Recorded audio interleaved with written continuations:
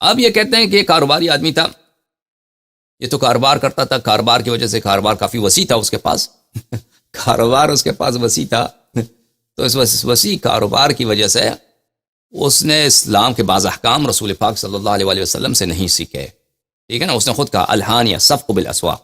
تو یہ کاروبار کیا کرتا تھا عزیزو؟ اس کے کاروبار کے متعلق احادیث میں بہت کم ملتا ہے، لیکن بعض احادیث میں ہے، تو ہم دکھائیں گے وہ اس کے کاروبار کے متعلق. بعض احادیث ہیں لیکن بعض غیر احادیث بھی، ہم حدیث بھی دکھائیں گے، غیر حدیث بھی دکھائیں گے.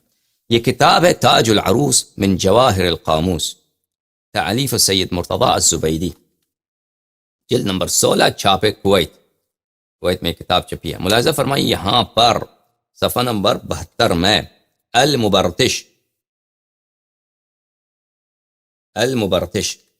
مادہ ہے مبرتش کا، مبرتش کس کو بولتے ہیں؟ دلال کو.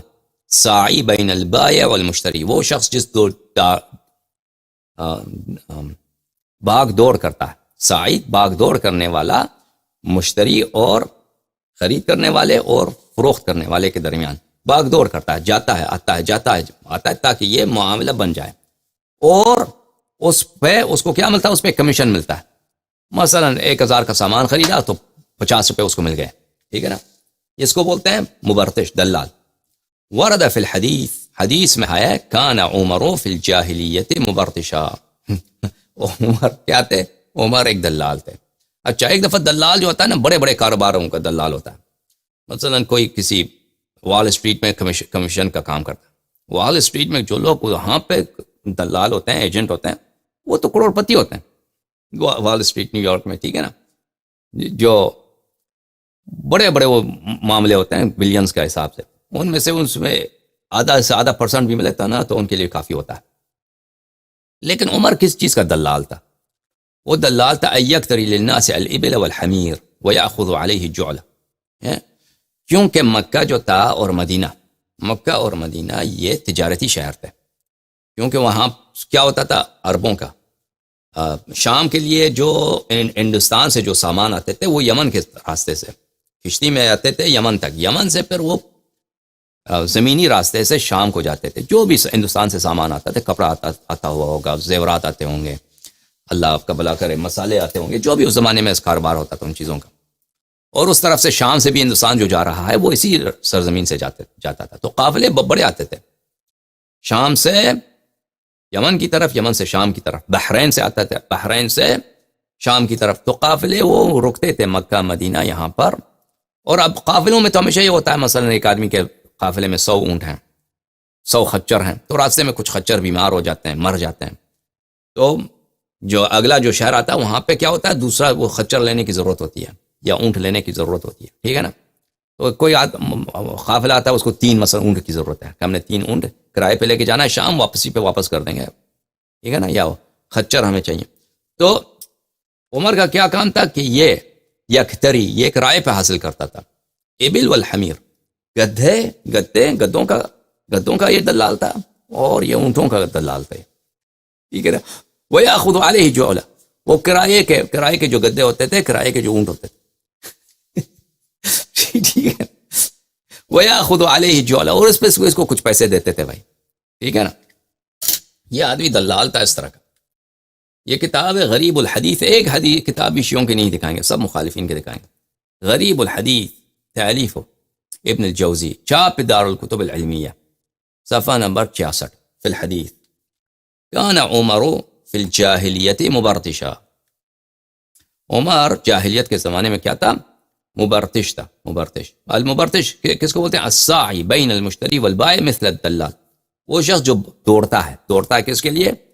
فروخت کرنے والے اور خریدنے والے کے درمیان، تاکہ یہ معاملہ بن جائے. دلال بروکر، ٹھیک ہے نا. الغریبین فی القرآن والحدیث، تالیف ابو عبید الہروی، جزء اول، چھاپ مکتبۃ نزار مصطفیٰ الباز، مکہ المکرمہ، الریاض، سن 1999، بلی ریاض میں چھپی ہے یہ کتاب. برتشہ، صفحہ نمبر 170. برتشہ فی الحدیث، حدیث میں یہ ہے کان عمر فی الجاہلیت مبرتشا، کہ عمر کا کاروبار تھا اس چیز کا کاروبار تھا وہ مبرتش ہوتا تھا. مبرتش کس کو بولتے ہیں؟ سائی بین المشتری والبائع شبہ الدلال، وہ ایک دلال آدمی تھا بھائی، ٹھیک ہے نا. القاموس المحیط للفیروز آبادی، چھاپ مؤسسۃ الرسالہ، سند 2005 میں چھپی ہے کتاب. المبرتش، مبرتش کس کو بولتے ہیں بتائیے ہمیں؟ مبرتش صفحہ نمبر 585. مبرتش دلال کو بولتے ہیں مبرتش. الساعی بین المشتری والبائع وکان عمر الجاہلیت مبرتشا، عمر کا کام تھا برتشا، برتشا مبرتش تھا، برتشا کا کام کرتا تھا. اس کو برتسا بھی کہتے ہیں، مبرتس بالسین بھی کہتے ہیں، مبرتس، ٹھیک ہے نا. دلال تھا. کس چیز کا دلال تھا؟ بتا دیا آپ کو، گدوں کا، خچروں کا، ان چیز کا دلال تھا. النہایہ فی غریب الحدیث ابن الاثیر، یہاں پہ صفحہ نمبر 119. برتشا کان عمر فی الجاہلیت مبرتشا، عمر جاہلیت میں کیا کرتے تھے؟ وہ دلال ہی تھے، شبہ الدلال، دلالی کا کام کرتے.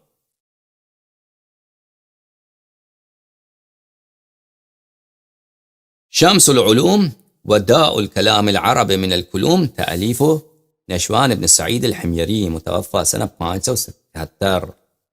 یہاں پر صفحہ نمبر 509 میں برتسہ، برتسہ، برتسہ کس کو بولتے ہیں؟ اقتراء الحمیر والابل للناس، لوگوں کے لیے گدھے اور اونٹوں کو کرائے پہ حاصل کرنا. اس کو کسی اور کے لیے حاصل کریں نا. میں آپ کو 10 روپے دیتا ہوں کہ جا میرے لیے 5 گدھے لے کے آؤ، گدھے لے کے آئیں گے تو 10 روپے آپ کے ہو گئے، ٹھیک ہے نا.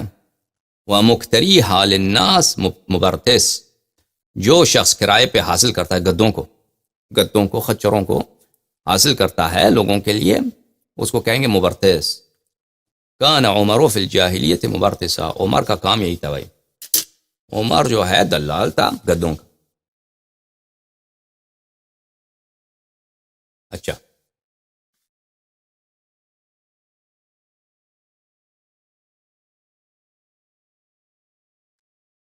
آپ نے دیکھا کہ یہ انہوں نے خود لکھا ہے کہ اسلام سے پہلے جاہلیت کے زمانے میں یہ شخص، اس کا کام تھا دلالی. یعنی یہ کوئی اور دلالی ایسا کام نہیں ہے کہ مثلا آپ کو 2 گدھے چاہیے، وہ بھاگنا پڑے اس کے پیچھے، کہ فلان جگہ پہ اس آدمی کے پاس 2 گدھے ہیں، میں دیکھوں وہ کسی کو دیا ہی نہیں دیا، وہ جا کے ادھر جائے واپس آ جائے، بھئی اس کا کرایہ اتنا ہے، پھر میں کرایہ کم کر دو، پھر واپس جائے ادھر. جو وہ یعنی دلالی ہوتا ہے ان کاموں میں، جھوٹ اور بہت باغ دوڑ بھی ہوتی ہے نا. یہ کسی شریف آدمی کا، کسی سردار کا جو باعزت ہو، لوگوں میں اس کا احترام ہو، ان لوگوں ایسے آدمی کا کام نہیں ہے. ایسے آدمی کا کام ہے جو بھئی، جو بہرحال آپ کو پتہ ہے دلال اس کی کیا ویلیو ہے معاشرے میں، خود اندازہ کر سکتے. اچھا، اب اسلام جب آیا ہے، ٹھیک ہے نا، اسلام جب آیا ہے تو عمر کا کیا کاروبار تھا؟ میں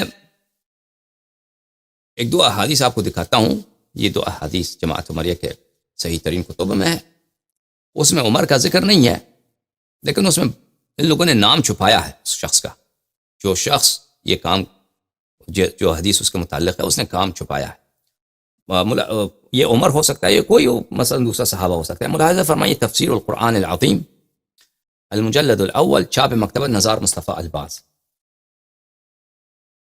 سن 1997 میں کتاب چھپی. ملاحظہ فرمائیے یہاں پر مقدمہ ہے، ان کا مقدمہ ہے جناب ابن ابی حاتم رازی. کہتے ہیں میرے بھائیوں نے سألنی جماعت من الاخوان، میرے بھائیوں نے، دینی بھائیوں نے مجھ سے مطالبہ کیا ہے، درخواست کی ہے، اخراج تفسیر القرآن مختصرا باصح الاسانید وحذف الطرق والشواہد والحروف والروایات. میرے ایمانی برادران نے مجھ سے مطالبہ کیا ہے کہ میں ایک ایسی کتاب، تفسیر کی کتاب لکھوں یہ سب کے سب صحیح ترین احادیث ہوں، اور اس میں ان احادیث کے جو شواہد ہیں، شواہد میں نقل نہ کروں، توابع میں نقل نہ کروں. ایک حدیث ہو سکتا ہے اس کے صحیح ہونے کے لیے میرے پاس 10-15 مزید احادیث ہوں، ٹھیک ہے نا، لیکن انہوں نے مجھ سے یہ مطالبہ کیا کہ ان کو نقل نہ کروں. فالتمست الى ملتمسهم فتحريت اخراج ذلك باصح الاخبار اسنادا. تو میں نے ان کی جو طلب ہے میں نے وہ قبول کیا ہے، اور میں نے ایک بہترین تفسیر جو صحیح ترین احادیث پہ مشتمل ہے، ایسی تفسیر کو میں نے ان کے لیے لکھ دیا ہے۔ یہ جب پتہ چلا عزیزو تو ملاحظہ فرمائیں، تفسیر ابن ابی حاتم صفحہ نمبر 2522، حدیث نمبر 14127، یہاں پہ روایت کرتے ہیں مجاہد سے، الزانی لا ينكح الا زانیہ او مشرکہ والزانیۃ لا ينكحها الا زان او مشرک وحرم ذلك على المؤمنین،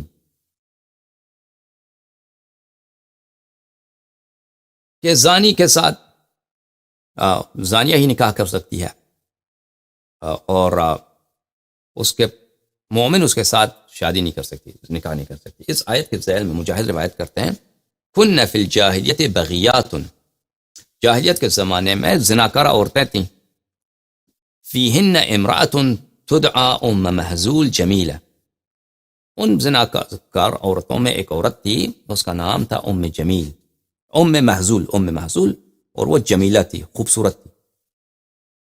فکان الرجل من المسلمین، الرجل ایک شخص تھا مسلمانوں میں سے ایک شخص تھا، یتزوج بإحداہن لتنفق علیہا من کسبہا، مسلمانوں میں سے ایک شخص تھا، اس کی یہی خواہش تھی کہ دیکھیں یہ ام جمیل جو ہے خوبصورت ہے، اس سے میں شادی کرتا ہوں، اور یہ ہے بھی کاروباری عورت، اس کے تو بہت سارے گاہک ہیں، تو اس سے وہ جو کمائے گی نا دن میں 5-10 گاہک آئیں گے اس کے پاس، تو وہ اس سے میرا بھی خرچہ نکل جائے گا۔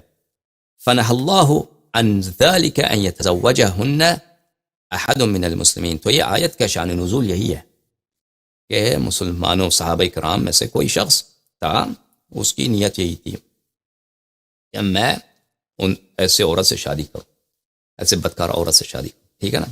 دوسری روایت دیکھیں 14128، یہاں پر روایت یہ ہے، الزانی لا ينكح الا زانیہ او مشرکہ والزانیۃ لا ينكحها الا زان او مشرک وحرم ذلك على المؤمنین۔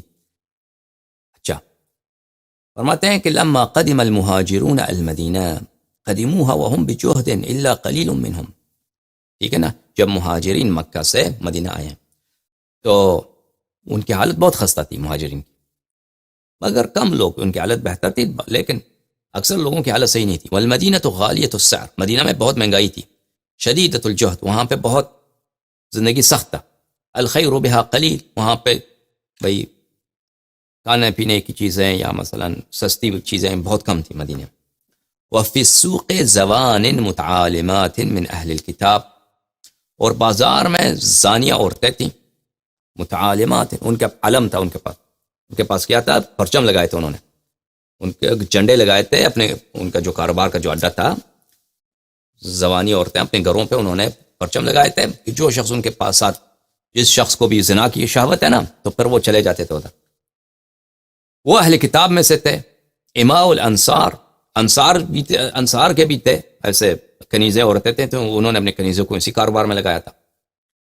منہن امیہ ولیدۃ عبداللہ ابن ابی، عبداللہ ابن ابی کی جو ہے کنیزہ وہ اسی کام میں تھی۔ ایک اور کا نام تھا مسیکیہ، وہ بھی انصار میں سے تھا، فی بغایا من ولائد الانصار، یہ انصار کی جو کنیزیں تھیں یہ بھی اسی کاروبار میں لگی تھی۔ وقد رفعت كل امرأة منهن على بابها علامة كعلامة البيطار ليعرف أنها زانية مؤجرة، اور سب یہ جو بدکارہ عورتیں تھیں ان کے جو شوہر وغیرہ تھے وہ تو سب راضی تھے، انہوں نے اپنے گھروں کے اوپر علامات لگائی تھی، مدینہ میں جھنڈے لگائے تھے کہ بھئی جو بھی شہوت ہے اس کو ادھر آ جائے۔ وَكُنَّ مِنْ أَخْصَبِ أَهْلِ الْمَدِينَةِ وَأَكْثَرِهِ خَيْرًا، اور یہ سب سے زیادہ مالدار لوگ یہی تھے جن کا یہ چکلے چلتے تھے نا، چکلے والے جو تھے ان کا سب سے زیادہ مالدار یہی لوگ تھے۔ دیکھو، فَرَغِبَ أُنَاسٌ مِنَ الْمُهَاجِرِينَ فِي مَا يَكْتَسِبْنَ،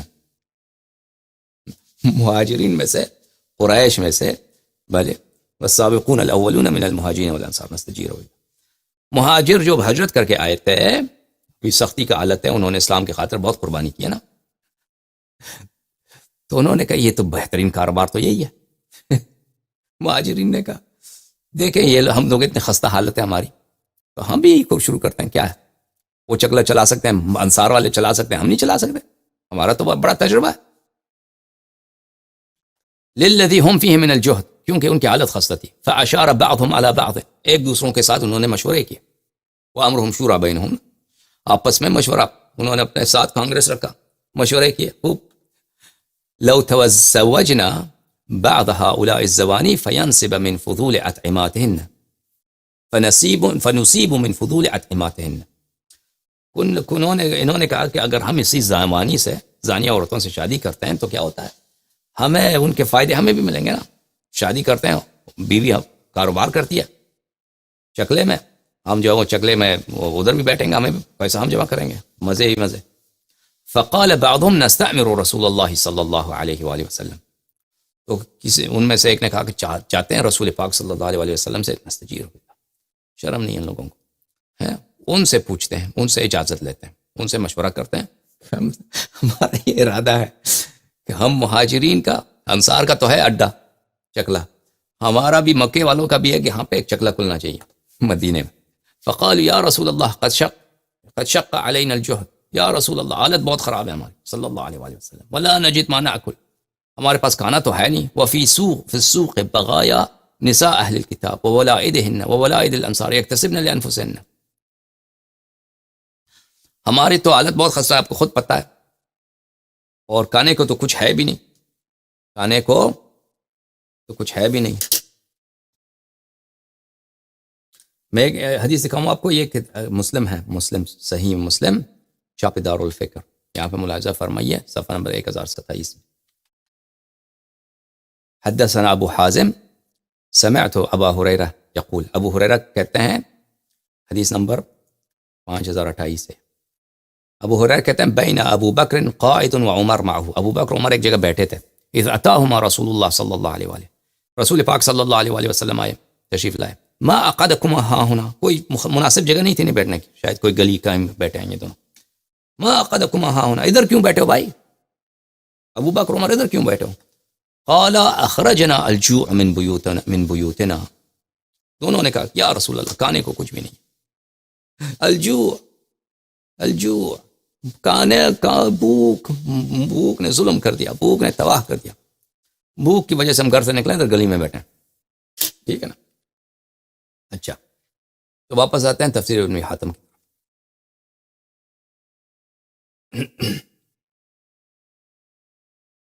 تو ہماری حالت بہت خراب ہے، لیکن بازار میں جو ہے اہل کتاب اور انصار کے جو کنیزیں ہیں وہ تو خوب پیسے کما رہے ہیں، ان کے چکلے ہیں بہترین، ادھر ایک چکلا، ادھر دوسرا چکلا، ادھر تیسرا چکلا، چکلے چل رہے ہیں. اور انہوں نے علامت بھی لگائی ہیں، لوگ آتے ہیں ان کا درآمد ہوتا ہے. یکتسبن لانفسہن، یہ زانیہ خواتین بہت پیسے کماتی ہیں. فیصلح لنا ان نتزوج منہن، آپ ہمیں اجازت دیں نا یا رسول اللہ، آپ ہمیں اجازت دیں نا، ہم بھی یہ کاروبار شروع کرتے ہیں نا، کیا مشکل کیا ہے اس میں. فنصیب من فضول ما یکتسبن، وہ کاروبار کرتے ہیں، کچھ پیسے اپنے پاس رکھیں، کچھ ہمیں دے دیں، بس انہیں سے شادی کرتے ہیں، ختم. فَإِذَا وَجَدْنَا عَنْهُ غِنًا تَرَكْنَاهُنَّ، بعد میں ہم طلاق دیں گے. کیا ہے، جب پیسے آ گئے، پیسے خوب جمع ہو گئے، بعد میں پھر انشاءاللہ آپ کہہ دیں تو طلاق دیتے ہیں، لیکن ابھی ہمیں شادی کرنے دیں، ابھی انہی سے ہمیں. اس وقت جب یہ صحابہ کرام نے یہ درخواست کی تھی رسول پاک صلی اللہ علیہ وآلہ وسلم سے، تو اللہ تعالیٰ نے یہ آیت نازل کی کہ زانیہ سے کوئی شادی نہیں کر سکتا. ان کا مشکل ہو گیا کہ رسول پاک صلی اللہ علیہ وآلہ وسلم نے اجازت نہیں دی، یہ بیچارے امیر بن جاتے سب، اس لیے بھوکے حالت میں یہ